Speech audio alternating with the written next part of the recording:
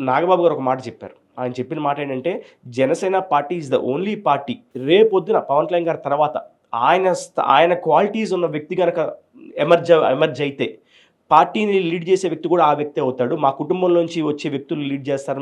మేము చెప్పట్లేదు దీన్ని. ఒక సామాన్యుడికి కూడా జనసేన పార్టీలో హైయెస్ట్ ప్లేస్ పవన్ కళ్యాణ్ గారి తర్వాత హైయెస్ట్ ప్లేస్‌కి వెళ్ళే స్కోప్ ఉన్న పార్టీ జనసేన పార్టీ. సో, అంత మాట ఎవరు చెప్తారండి ఈ రోజుల్లో? ఎందుకంటే ఈరోజు ఒక మాట మనం చెప్పామంటే ఇట్స్ బీన్ మనకది రికార్డ్ అయిపోయి ఉంటది ఎప్పటికైనా సరే. అయినా కూడా జనసేన పార్టీలో ఒక సామాన్యుడు కూడా కింద కార్యకర్త స్థాయి నుంచి పై వరకు కూడా ఎదగగలిగే ఒకే ఒక పార్టీ జనసేన పార్టీ.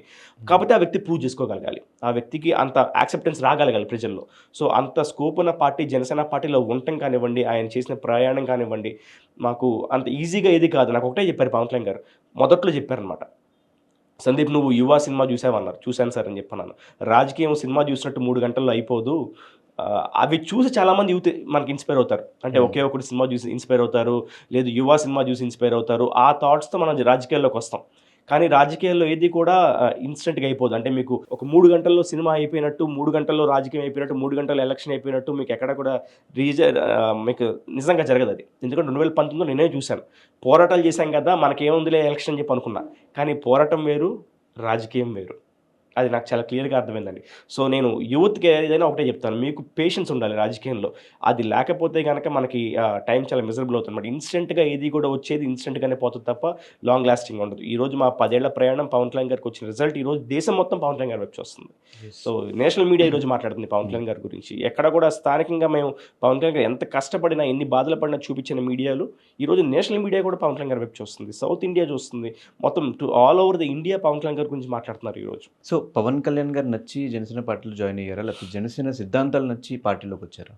అంటే మీకు ఒక కల్ట్ గ్రూప్ ఉంటదండి పవన్ కళ్యాణ్ గారికి. హ్మ్. అది ఆ కల్ట్ గ్రూప్ ఎలా అంటే పవన్ కళ్యాణ్ గారి సినిమాలతో పాటు పవన్ కళ్యాణ్ గారి ఇంట్రో సాంగ్స్ ఎంజాయ్ చేసే కల్ట్ గ్రూప్ ఉంటది. సో, నేను ఆ కల్ట్ గ్రూప్‌లో వ్యక్తిననమాట. అంటే పవన్ కళ్యాణ్ గారి ఇంట్రో సాంగ్స్ కోసం నేను చాలా ఆయన సినిమాలు ఎన్నో సార్లు రిపీటెడ్‌గా చూస్తాను. 'బీట్ బాలు' గానివ్వండి, లేదు 'గుడుంబ శంకర్' కానివ్వండి, 'జానీ' గానివ్వండి, దాంట్లో మీకు కొన్ని కొన్ని ఇంట్రో సాంగ్స్ ఉంటాయి. ఆ ఇంట్రో సాంగ్స్‌లో మీకు ఆఖరికి 'అన్నవరంలో' కూడా ఒక ఆయన కొన్ని పదాలు వాడతారనమాట. మీకు 'అన్నవరం' సాంగ్‌లో మీరు తీసుకుంటే 'కవాత్' అనే ఒక పదం వాడతారు.